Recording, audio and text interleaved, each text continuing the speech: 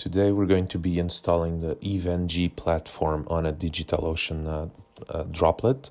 We'll download the Community Edition, which comes in an OVA file format. As we can see here, we're creating a new virtual machine so that we can convert this into a file format that we can upload to DigitalOcean.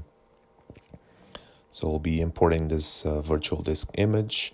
Once that's done, we'll identify the file that it generated. So it'll be this VDI file that we see here with 3.46 gigs. We're gonna go over to the DigitalOcean platform and we'll be uploading this file. It's going to take a little bit of time, so I'm kind of moving fast forward here. So we'll create a new droplet. We'll go to custom images and add an image.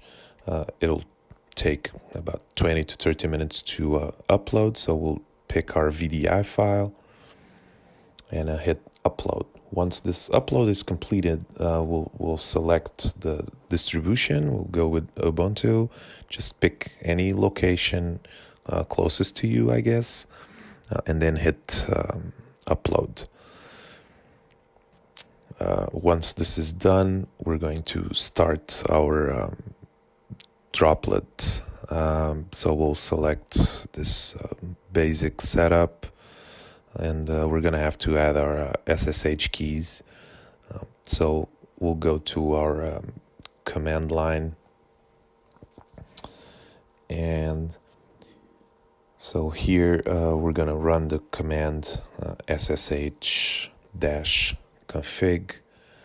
and this will ssh-keygen, and we'll name it something here like new server, and this will create our keys that we are going to open and paste into the DigitalOcean window. I used no key phrases here. You can obviously use one to make it more secure.